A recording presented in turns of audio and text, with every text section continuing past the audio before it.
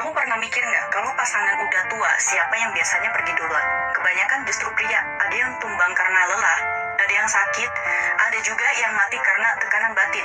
Keluarga sering cuma peduli dia bisa cari uang berapa, tapi jarang banget yang nanya, ayah capek nggak? Dia nggak punya tempat buat ngeluarin beban.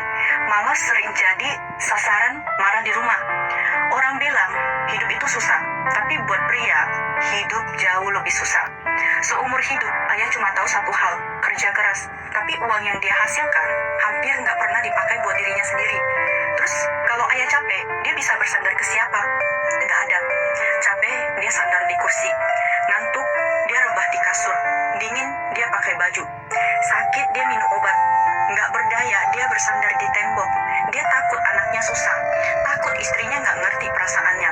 Lapar pun ditahan, sakit pun disembuhkan sendiri. Itulah ayah. Makanya, jangan pernah berdebat atau marah sama ayahmu. Marahin ayah bukan bukti keberanian. Ngambek ke ayah bukan tanda kamu hebat. Kalau sampai bikin ayahmu nangis, itu bukan kebanggaan, itu aib. Ayah nggak pernah pakai kata-kata buat menang dari anaknya. Dia pakai bahunya buat nanggung hidup dan masa depan keluarga. Kamu mungkin ngerasa ayah keras kepala, cerewet, nggak peka. Tapi sadar nggak? Itu cuma cara canggungnya buat melindungi dan mencintai kita. Kalau suatu hari ayah nggak lagi nyapa kamu, nggak lagi nelpon, itu bukan karena dia berubah. Mungkin hatinya udah dingin karena sikap kita sendiri. Ayah itu kayak buku tanpa kata indah, tapi isinya penuh kejujuran dan cinta yang nyata. Ayah mungkin terlihat biasa, tapi kasih sayangnya seberat gunung.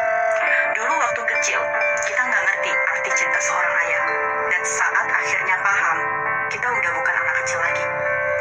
Buat semua ayah di luar sana, terima kasih udah kuat bahkan saat dunia nggak berpihak.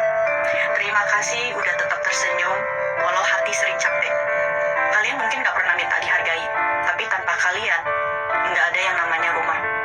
Semoga setiap ayah di dunia ini nggak cuma diingat saat lelahnya sudah berakhir, tapi juga dicintai selagi masih ada.